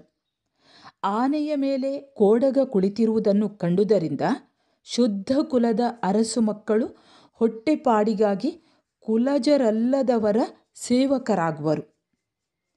ತಿಪ್ಪೆಯಲ್ಲಿ ಕಮಲ ಅರಳಿದುದರಿಂದ ದಯೆ, ಅಪರಿಗ್ರಹ, ಸಮಾಧಿ, ಸತ್ಯ, ನಿರ್ಲೋಭ, ಕ್ಷಮೆ ಇವುಗಳಿಂದ ಕಂಗೊಳಿಸುವ ಸದ್ಧರ್ಮವನ್ನು ರಾಜರು, ಶ್ರೀಮಂತರು ಧನಮದದಿಂದ ತೊರೆಯುವರು. ನೀಚ ಜಾತಿಯವರು, ಬಡವರು ಸದ್ಧರ್ಮವನ್ನು ಒಪ್ಪಿಕೊಂಡು ಬಾಳುವರು. ಸಮುದ್ರವು ಮೇರೆದಪ್ಪಿದುದರಿಂದ ರಾಜಪುತ್ರರು ತಮ್ಮ ಘನತೆಯನ್ನು ತೊರೆಯುವರು. ಶ್ರೀಮಂತಿಕೆಗೆ ಇವರು ಮರುಳಾಗುವರು. ಸತ್ಯ, ಶೌಚ, ಚಾರಿತ್ರ ಇವನ್ನು ತೊರೆದು ಇವರು ನಿರ್ದಯರಾಗುವರು. ಬಿಳಿಕತ್ತೆ ಎಳೆಯುವ ರಥವನ್ನು ಕಂಡುದರಿಂದ ರತ್ನತ್ರಯದಿಂದ ಪವಿತ್ರವಾದ ದಿಗಂಬರ ಮುನಿಗಳಾಗಿಯೂ ಒಳ್ಳೆ ತಪೋಮಾರ್ಗದಲ್ಲಿದ್ದು ಶಲಾಕ ಪುರುಷರಿಂದ ಕಂಗೊಳಿಸುವ ಮೋಕ್ಷ ಮಾರ್ಗವನ್ನು ಹಿಡಿದು ಇವರೆಲ್ಲರೂ ವಿಷಯ ಸುಖಕ್ಕೆ ಬಾಯಿ ಬಿಟ್ಟು ಕೆಡುವರು. ಬಿಳಿಕತ್ತೆಯ ಮೇಲೆ ಅರಸರು ಕುಳಿತಿರುವುದನ್ನು ಕಂಡುದರಿಂದ ಉತ್ತಮ ಕುಲಜರು ಹೀನ ಕುಲಜರೊಡನೆ ಹೆಣ್ಣು ಕೊಟ್ಟು ತಂದು ಬಂಧುತ್ವ ಬೆಳೆಸುವರು. ಈ 16 ಸ್ವಪ್ನಗಳ ಫಲವನ್ನು ಆಚಾರ್ಯರು ಚಂದ್ರಗುಪ್ತನಿಗೆ ವಿವರಿಸಿದರು. ಸುಳ್ಳನ್ನೇ ನಿತ್ಯವೂ ಅಭ್ಯಾಸ ಮಾಡುವರು. ದುಷ್ಟರು ಪಂಡಿತರಾಗುವರು. ಗುಣವಂತರು ವೈರ ಸಾಧಿಸುವರು. ದುಷ್ಟರು ಗೌರವಾನ್ವಿತರಾಗುವರು. ಯತಿಗಳು ನಿಷ್ಠುರವಾಗಿ ಮಾತನಾಡುವರು. ಇವೆಲ್ಲ ಆಪತ್ತುಗಳು ಕಲಿಮಹಾರಾಜನ ವೈಭವಗಳಾಗಿವೆ. ಈ ಕಲಿಯುಗದಲ್ಲಿ ಸತ್ಪುರುಷರು ದುರ್ಲಭರಾಗುವರು. ಲೋಕಕ್ಕೆ ಕಳ್ಳರೂ ಕಾಕರೂ ಮುತ್ತಿಗೆ ಹಾಕುವರು. ರಾಜರು ಒಂಟೆಯಂತೆ ದುರಾಶಾಪೀಡಿತರಾಗುವರು. ತಂದೆ ತಾಯಿಗಳು ತಮ್ಮ ಮಕ್ಕಳನ್ನೂ ನಂಬುವುದಿಲ್ಲ. ಇನ್ನು ಕಷ್ಟಕಾಲ ಬರುವುದು. ಭೂಮಿಯು ನಿರ್ವೀರ್ಯವಾಗುವುದು. ಮೂಲಿಕೆಗಳ ಸತ್ವ ನಷ್ಟವಾಗುವುದು. ನೀಚರು ಮಹಿಮಾವಂತರಾಗುವರು. ರಾಜರು ಧನಪಿಶಾಚಿಗಳಾಗುವರು. ಬ್ರಾಹ್ಮಣರು ಹಾದಿ ತಪ್ಪುವರು. ಪತ್ನಿಯರು ಪತಿಗೆ ತಿರುಗಿ ಬೀಳುವರು. ಪುತ್ರರು ತಮ್ಮ ತಂದೆಯನ್ನು ದ್ವೇಷಿಸುವರು. ಇಂತಹ ವಿಪರೀತವಾದ ಕಲಿಯುಗದಲ್ಲಿ ಕಾಡಿನಲ್ಲಿ ವಾಸಿಸುವವರು ಧನ್ಯರಾಗುವರು. ಈ ರೀತಿ ಭದ್ರಬಾಹುಗಳು ಬರಲಿರುವ ಕಲಿಯುಗದ ಆಗುಹೋಗುಗಳನ್ನು ಚಂದ್ರಗುಪ್ತನಿಗೆ ಬಣ್ಣಿಸಿದರು. ಇನ್ನು ಮುಂದೆ ರಾಜರುಗಳು ಜಿನದೀಕ್ಷೆಯನ್ನು ಕೈಗೊಳ್ಳರು ಎಂಬುದನ್ನು ಕೇಳಿ ಚಂದ್ರಗುಪ್ತನು ತುಂಬ ಹೆದರಿದನು. ಸಿಂಹಸೇನನೆಂಬ ತನ್ನ ಹಿರಿಯ ಮಗನಿಗೆ ಇವನು ರಾಜ್ಯವನ್ನು ಒಪ್ಪಿಸಿ ಭದ್ರಬಾಹುಗಳ ಬಳಿಗೆ ಬಂದು ಹಲವು ಮಂದಿ ರಾಜಪುತ್ರರೊಡನೆ ಆ ದಿನವೇ ತಪಸ್ವಿಯಾದನು. ಮಧ್ಯ ದೇಶದಲ್ಲಿದ್ದ ಮುನಿಗಳನ್ನೆಲ್ಲ ಕರೆಸಿಕೊಂಡು, ಈ ನಾಡಿನಲ್ಲಿ 12 ವರ್ಷಗಳ ಕಾಲ ಘೋರ ಕ್ಷಾಮ ಉಂಟಾಗುವುದು, ಅನಾವೃಷ್ಟಿ ಉಂಟಾಗುವುದು, ಮಧ್ಯ ದೇಶವೆಲ್ಲ ಬರಡಾಗುವುದು. ಈ ನಾಡಿನಲ್ಲಿದ್ದರೆ ಮುನಿಗಳಿಗೆ ವ್ರತಭಂಗವಾಗುವುದು. ಎಲ್ಲರೂ ದಕ್ಷಿಣ ಪಥಕ್ಕೆ ಹೋಗೋಣ ಎಂದು ಹೇಳಿದಾಗ ಆಚಾರ್ಯರುಗಳೊಡನೆ 12,000 ಮಂದಿ ಮುನಿಗಳು ಹೊರಟರು. ಚಂದ್ರಗುಪ್ತ ಮುನಿಯೂ ಇವರನ್ನು ಹಿಂಬಾಲಿಸಿ ದಕ್ಷಿಣ ಪಥಕ್ಕೆ ಹೊರಟನು. ರಾಮಿಲಾಚಾರ್ಯರು, ಸ್ಥೂಲಾಚಾರ್ಯರು, ಸ್ಥೂಲಭದ್ರಾಚಾರ್ಯರು ಭಟ್ಟಾರರೊಡನೆ ಹೊರಡದೆ ತಮ್ಮ ಮುನಿ ಸಮುದಾಯದೊಡನೆ ಸಿಂಧೂ ದೇಶಕ್ಕೆ ಹೋದರು. ಭದ್ರಬಾಹುಗಳ ಸಂಘವು ವಿಹರಿಸುತ್ತಾ ಕಳ್ವಪ್ಪು ನಾಡಿಗೆ ಬಂದಿತು. ತಮ್ಮ ಆಯಸ್ಸು ಹತ್ತಿರವಾಗುತ್ತಿರುವುದನ್ನು ಭದ್ರಬಾಹುಗಳು ಗ್ರಹಿಸಿ, ನಾವು ಇಲ್ಲೇ ಸನ್ಯಾಸನ ತೆಗೆದುಕೊಳ್ಳುವೆವು, ನೀವೆಲ್ಲರೂ ಮುಂದೆ ಹೋಗಿ ಎಂದು ತಿಳಿಸಿ ಸುಹಸ್ತಿಗಳು, ಅರಭದ್ರರು, ಸುಭದ್ರ ಮಿತ್ರರು, ಮಹಾಗಿರಿಗಳು, ಸುಮತಿಯರು, ಮಹಾಮತಿಯರು, ವಿಶಾಖ ನಂದಿಗಳು ಇವರನ್ನೆಲ್ಲ ಆಚಾರ್ಯರೆಂದು ಘೋಷಿಸಿದರು. ವಿಶಾಖಾಚಾರ್ಯರ ನೇತೃತ್ವದಲ್ಲಿ 8,000 ಮಂದಿ ಮುನಿಗಳನ್ನು ದ್ರಾವಿಡ ದೇಶಕ್ಕೆ ಕಳುಹಿಸಿಕೊಟ್ಟರು. ಚಂದ್ರಗುಪ್ತ ಮುನಿಗಳನ್ನು ಇವರೊಡನೆ ಹೊರಡಿ ಎಂದು ಒತ್ತಾಯ ಮಾಡಿದರು. ನಾವು ಹೋಗುವುದಿಲ್ಲ, ತಮ್ಮ ಪಾದ ಸೇವೆ ಮಾಡಿಕೊಂಡಿರುವೆವು ಎಂದು ಹೋಗಲೊಲ್ಲದೆ ಭದ್ರಬಾಹುಗಳ ಬಳಿಯೇ ನಿಂತರು. ಉಳಿದವರು ದ್ರಾವಿಡ ದೇಶಕ್ಕೆ ಹೋದರು. ಭದ್ರಬಾಹುಗಳು ಕಳ್ವಪ್ಪಿನ ಕಾಡಿನ ಒಂದು ಬೆಟ್ಟದಲ್ಲಿ ಒಂದು ಬಂಡೆಯ ಮೇಲೆ ತಂಗಿ ಚತುರ್ವಿಧ ಆಹಾರಕ್ಕೂ ಶರೀರಕ್ಕೂ ಆಜೀವ ಪರ್ಯಂತ ನಿವೃತ್ತಿಪೂರ್ವಕ ಸಲ್ಲೇಖನ ಧರಿಸಿದರು. ಚಂದ್ರಗುಪ್ತರು ಅಷ್ಟೋಪವಾಸ ಮಾಡಿದರು. ನಾವಂತೂ ಸಲೇಖನ ತೆಗೆದುಕೊಂಡಿರುವೆವು. ನೀವಾದರೂ ಆಹಾರಕ್ಕೆ ಹೊರಡಿ ಎಂದು ಭದ್ರಬಾಹುಗಳು ಕನಿಕರ ತೋರಿಸಿದರು.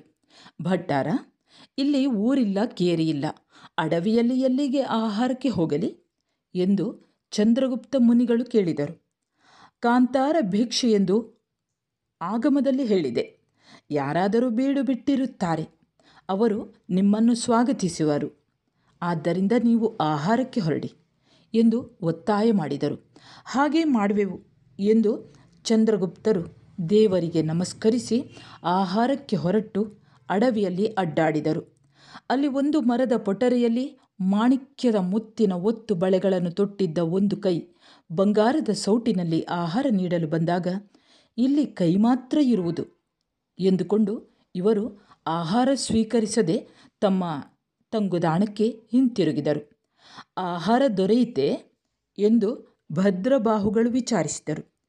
ಚಂದ್ರಗುಪ್ತರು ತಾವು ಕಂಡ ದೃಶ್ಯವನ್ನು ವಿವರಿಸಿದರು. ಬೇಸರ ಪಡಬಾರದು, ದಿನವೂ ಆಹಾರವನ್ನು ಅರಸಿಕೊಂಡು ಹೋಗಬೇಕು ಎಂದು ಅವರು ಸಲಹೆ ಕೊಟ್ಟರು. ಮಾರನೆಯ ದಿನ ಚಂದ್ರಗುಪ್ತರು ಆಹಾರಕ್ಕಾಗಿ ಕಾಡನ್ನು ಪ್ರವೇಶಿಸಿದರು. ಸುತ್ತಾಡುತ್ತಿರುವಾಗ ಒಂದು ಮರದ ಕೆಳಗೆ ಚಿನ್ನದ ಪಾತ್ರೆಯಲ್ಲಿ ಆಹಾರವನ್ನು ಇಟ್ಟುಕೊಂಡು ಅಲಂಕೃತಗೊಂಡು ಮಡಿಯುಟ್ಟು ಒಬ್ಬ ದಿವ್ಯ ಸ್ತ್ರೀ ಬಂದು ಇವರನ್ನು ನಿಲ್ಲಿಸಿದಳು. ಅಮ್ಮ, ನೀನು ಒಂಟಿಯಾಗಿರುವೆ, ಇನ್ನಾರೂ ಇಲ್ಲಿ ಕಾಣುತ್ತಿಲ್ಲವಲ್ಲ, ಇಂಥ ಕಡೆ ಮುನಿಗಳು ನಿಲ್ಲಬಾರದು ಎಂದು ಹೇಳಿ ಇವರು ಹಿಂತಿರುಗಿದರು. ಆಹಾರ ದೊರೆಯಿತೆ ಎಂದು ಭದ್ರಬಾಹುಗಳು ಇವರನ್ನು ಕೇಳಿದರು. ಚಂದ್ರಗುಪ್ತರು ತಾವು ಕಂಡ ಸನ್ನಿವೇಶವನ್ನು ವಿವರಿಸಿ ಆಹಾರ ಸ್ವೀಕರಿಸದೆ ಬಂದುದನ್ನು ತಿಳಿಸಿದರು. ಒಳ್ಳೆ ಕಾರ್ಯ ಮಾಡಿದಿರಿ ಎಂದು ಆಚಾರ್ಯರು ಮೆಚ್ಚುಗೆ ವ್ಯಕ್ತಪಡಿಸಿದರು. ಚಂದ್ರಗುಪ್ತರು 10 ದಿವಸ ಉಪವಾಸ ಮಾಡಿದಂತಾಯಿತು. 11ನೆಯ ದಿವಸ ಚಂದ್ರಗುಪ್ತರು ಆಹಾರಕ್ಕೆ ಹೊರಟರು. ಅಡವಿಯಲ್ಲಿ ಇವರು ಸುತ್ತಾಡಿದರು. ದೊಡ್ಡ ಊರು, ಬಣ್ಣ ಬಳಿದ ಮನೆಗಳು, ಮಹಡಿ ಮನೆಗಳು, ಸೂಳೆಗೇರಿಗಳು, ದೇವಾಲಯಗಳು, ಆನೆಗಳು, ಕುದುರೆಗಳು, ಜನರ ಓಡಾಟ ಇವನ್ನೆಲ್ಲ ಮುನಿಗಳು ಕಂಡು, ಇಷ್ಟು ದಿನ ಈ ಕಾಡಿನ ನಡುವೆ ಈ ಪಟ್ಟಣವಿರಲಿಲ್ಲವಲ್ಲ ಎಂದುಕೊಂಡು ಊರಿನಲ್ಲಿ ಆಹಾರಕ್ಕೆ ಹೊರಟರು. ಒಬ್ಬ ದಿವ್ಯ ಸ್ತ್ರೀಯು ಪರಿವಾರದೊಡನೆ ಬಂದು ಇವರನ್ನು ಎದುರುಗೊಂಡು ಸ್ವಾಗತಿಸಿ ತನ್ನ ಮನೆಗೆ ಕರೆದುಕೊಂಡು ಹೋಗಿ ಇವರ ಪಾದ ತೊಳೆದಳು, ಪಾದಪೂಜೆ ಮಾಡಿದಳು, ಗುರುಭಕ್ತಿಯನ್ನು ತೋರುತ್ತಾ ನಮಸ್ಕರಿಸಿದಳು. ದಿವ್ಯ ಆಹಾರವನ್ನು ಒತ್ತಾಯ ಮಾಡಿ ಬಡಿಸಿದಳು. ಮುನಿಗಳು ಆಕೆಯನ್ನು ಹರಸಿ ತಮ್ಮ ತಂಗುದಾಣಕ್ಕೆ ಬಂದರು. ಆಹಾರ ದೊರೆಯಿತೆ ಎಂದು ಭಟಾರರು ಬೆಸಗೊಂಡರು. ಆಹಾರ ದೊರೆಯಿತು ಎಂದು ಚಂದ್ರಗುಪ್ತರು ತಿಳಿಸಿದರು. ಎಲ್ಲಿ ದೊರೆಯಿತು? ಭಟಾರ, ಈ ತನಕ ಕಾಡಿನ ಮಧ್ಯೆ ಊರಿರುವುದನ್ನು ನಾನು ಕಂಡೇ ಇರಲಿಲ್ಲ.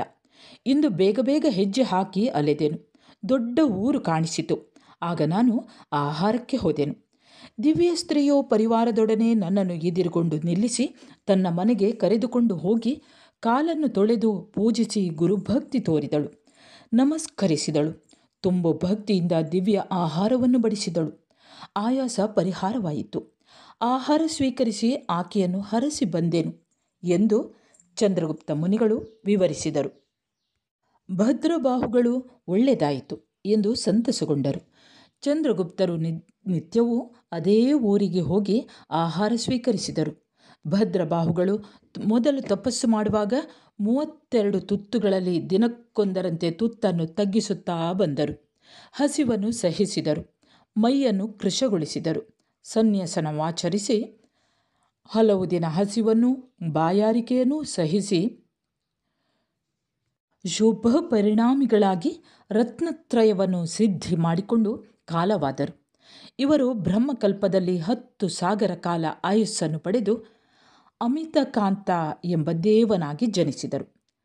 ಚಂದ್ರಗುಪ್ತರು ಭಟ್ಟಾರರ ಸಮಾಧಿಗೆ ವಂದಿಸುತ್ತಾ ದೇವತೆಯು ನೀಡುತ್ತಿದ್ದ ಆಹಾರವನ್ನು ಸ್ವೀಕರಿಸುತ್ತಾ 12 ವರ್ಷ ಕಾಲ ತಪವನ್ನು ಎಸಗಿದರು. ತಮಿಳುನಾಡಿಗೆ ಹೋಗಿದ್ದ ಮುನಿ ಸಮುದಾಯವೆಲ್ಲ 12 ವರ್ಷ ಕಾಲ ಸುಖವಾಗಿದ್ದರು. ಯಾವ ಅಡೆತಡೆಯೂ ಇಲ್ಲದೆ ರತ್ನತ್ರಯವನ್ನು ಪಾಲಿಸಿದರು. ಉತ್ತರಾಪಥದಲ್ಲಿ ಕ್ಷಾಮ ನಿವಾರಣೆಯಾಗಿದೆ ಎಂದು ಅಲ್ಲಿಂದ ಬಂದವರು ತಿಳಿಸಿದರು. ಭದ್ರಬಾಹುಗಳ ಸಮಾಧಿಗೆ ವಂದಿಸಲು ವಿಶಾಖಾಚಾರ್ಯರಾದಿ ಮುನಿ ಸಮುದಾಯವೆಲ್ಲ ಕಳ್ವಪ್ಪಿಗೆ ಆಗಮಿಸಿ ಭಟ್ಟಾರರ ಸಮಾಧಿಯನ್ನು ಕಂಡರು. ಭಟ್ಟಾರರು ಈ ಮುನಿ ಸಮುದಾಯದ ಆಗಮನವನ್ನು ಕೇಳಿ ಇವರನ್ನು ಎದುರುಗೊಂಡು ನಮಸ್ಕರಿಸಿದರು. ಇವರು ಕಾಡಿನಲ್ಲಿ ಇಷ್ಟೂ ಕಾಲ ಗೆಡ್ಡೆಗೆಣಸು ತಿಂದು ಹಳ್ಳದ ನೀರನ್ನು ಕುಡಿದು ಬದುಕಿರುವರು. ಇವರ ತಲೆಗೂದಲೂ ಬೆಳೆದಿದೆ ಎಂದುಕೊಂಡು ದಕ್ಷಿಣದಿಂದ ಬಂದವರಾರೂ ಇವರಿಗೆ ಪ್ರತಿವಂದನೆ ಮಾಡಲಿಲ್ಲ. ಬಂದವರೆಲ್ಲ ಆ ದಿವಸ ಉಪವಾಸವಿದ್ದರು. ಭಟ್ಟಾರರ ಸಮಾಧಿಯನ್ನು ಪೂಜಿಸಿ ಅದಕ್ಕೆ ನಮಸ್ಕರಿಸಿದರು.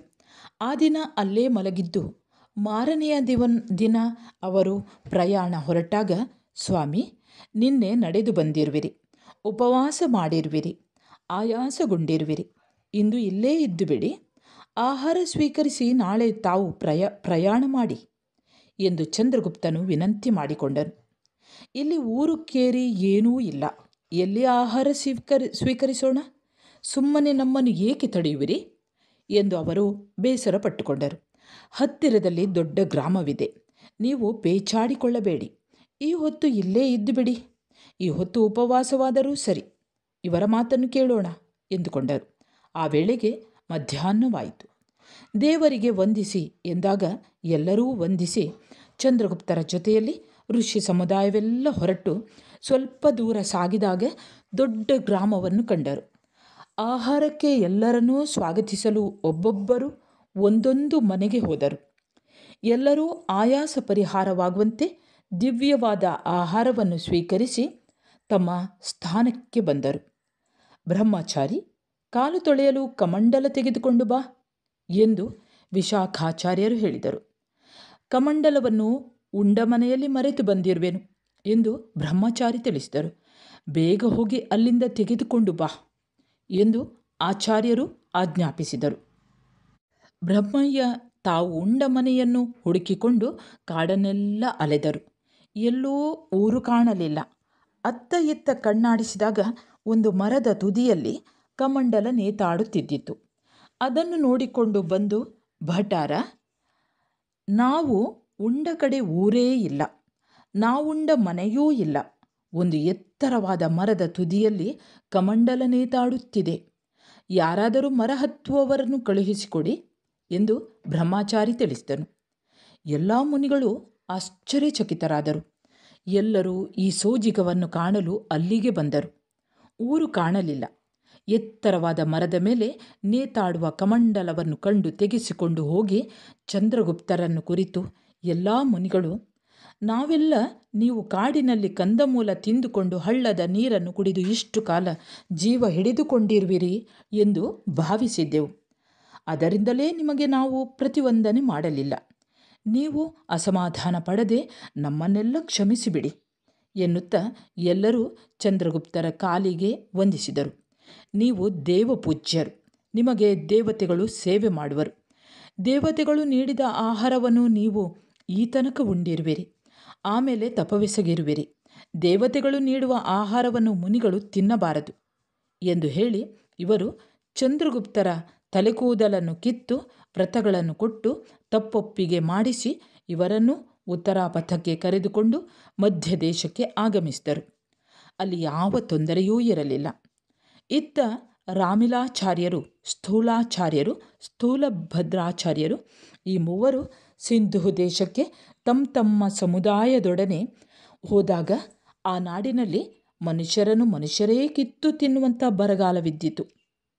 ಶ್ರಾವಕರು ಸೇರಿಕೊಂಡು ಮುನಿಗಳನ್ನು ಕಂಡು, ಭಟ್ಟಾರ, ಹಗಲು ಹೊತ್ತು ಉಣ್ಣಲು ಸಾಧ್ಯವಿಲ್ಲ, ಕಂಡವರು ಮೇಲೆ ಬಿದ್ದು ಕಿತ್ತುಕೊಂಡು ಹೋಗುವರು. ಜನವೆಲ್ಲ ಅವರ ಭಯಕ್ಕೆ ಹಗಲು ಒಲೆ ಹೊತ್ತಿಸದೆ ರಾತ್ರಿ ಅಡುಗೆ ಮಾಡಿಕೊಂಡು ಉಣ್ಣುತ್ತಿರುವರು. ನೀವು ರಾತ್ರಿ ಶ್ರಾವಕರ ಮನೆಗಳಿಗೆ ಹೋಗಿ ಆಹಾರವನ್ನು ಸಂಗ್ರಹಿಸಿಕೊಂಡು ಹಗಲು ಊಟ ಮಾಡಿ ಎಂದು ಪ್ರಾರ್ಥಿಸಿದರು. ಹಾಗೆಯೇ ಮಾಡುವೆವು ಎಂದು ಮುನಿಗಳು ರಾತ್ರಿ ಕಾಲದಲ್ಲಿ ಆಹಾರವನ್ನು ಸಂಗ್ರಹಿಸಿಕೊಂಡು ಬಂದು ಬಚ್ಚಿಟ್ಟು ಹಗಲು ಹೊತ್ತು ಉಣ್ಣುತ್ತಾ ಬಂದರು. ಈ ರೀತಿ ಕಾಲ ಕಳೆಯಿತು. ಒಂದು ದಿನ ಒಬ್ಬ ದಿಗಂಬರ ಮುನಿ ಭಿಕ್ಷಾಪಾತ್ರೆಯನ್ನು ಹಿಡಿದು ಶ್ರಾವಕರ ಮನೆಗಳನ್ನು ರಾತ್ರಿ ಹೊತ್ತು ಸುತ್ತುತ್ತಿರುವಾಗ ಒಂದು ಮನೆಗೆ ಹೋಗಿ ಭಿಕ್ಷೆ ಬೇಡಿದರು. ಒಬ್ಬ ಗರ್ಭಿಣಿಯಾದ ನೂತನ ಶ್ರಾವಕಿ ವೇಳಾಸ್ವಾಮಿನಿ ಎಂಬವಳು ಅಮಾವಾಸ್ಯೆಯ ಕತ್ತಲೆಯಲ್ಲಿ ಬತ್ತಲೆ ಮುನಿಯನ್ನು ಕಂಡು ಬೆದರಿದಳು. ಅವಳಿಗೆ ಗರ್ಭಸ್ರಾವವಾಯಿತು.